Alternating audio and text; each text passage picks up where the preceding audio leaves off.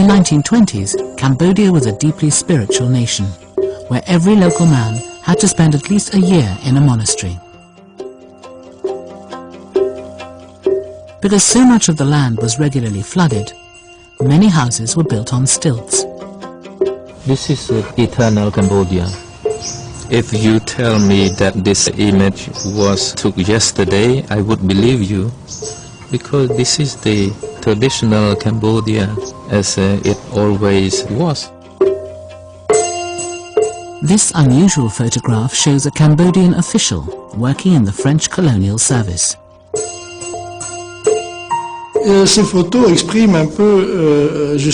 These photographs give you a feeling of the transitional quality of things in Cambodia, in this period between modernity and tradition. You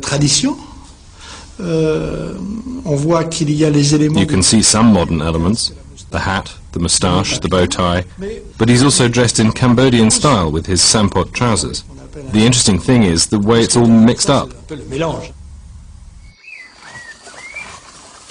Cambodia had neither the raw materials nor the population of Vietnam, so it couldn't generate huge sums of money for France.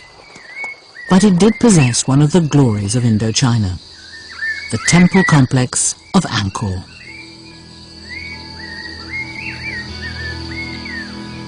Built by the ancient kings of Cambodia, Angkor had been largely abandoned in the 15th century when Phnom Penh became the capital city. In 1860, it was visited by the French explorer Henri Mouhot.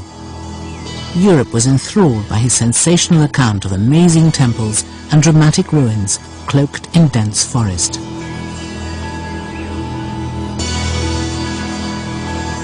When Bussy first approached Khan, he had promised to make Angkor a priority. Angkor was a very prestigious site in that era. You were dealing with a set of ruins which could be compared to the Temple of Solomon. There was nothing comparable in the world. With all that history, all those memories preserved in its walls and temples, the archives of the planet just had to have it.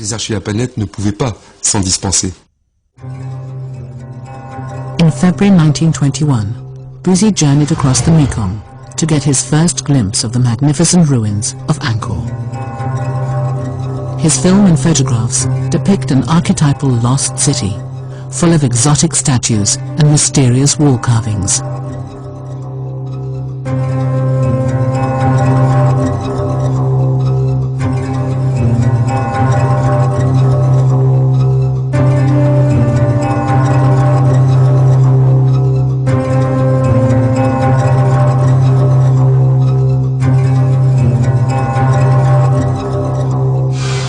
The tallest and best preserved building was called Angkor Wat, the temple of the city. It has always been the symbol of Cambodia. This is the largest, the biggest, the most beautiful temple. You can hardly criticize when you see the general plan of Angkor Wat. If you are an architect, you can hardly find a failure. Everything is perfect.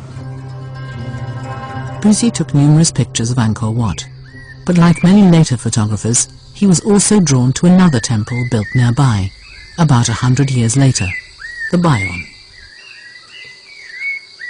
You have these enormous faces, 3 or 4 meters high it seems like, and there's maybe 70, and they're all looking in different directions. And it's this very kind of all-knowing, smiling face with these big eyes kind of looking out over the jungle. I think one of the challenges of photographing in Bayon is to try and get as many faces in the same frame. And I think in a couple of his photographs, he's been very clever to be able to find the right vantage point. By 1921, French archaeologists had cleared many of the temples and were beginning the long process of restoration. To start with, the priorities were very basics, clearing temples one by one. It was a task which was really a challenging, very exciting one, because this is one of the largest archaeological sites in the world. They started to introduce restoration. and I mean spectacular restoration where they rebuilt integrally some monuments which had previously completely disappeared.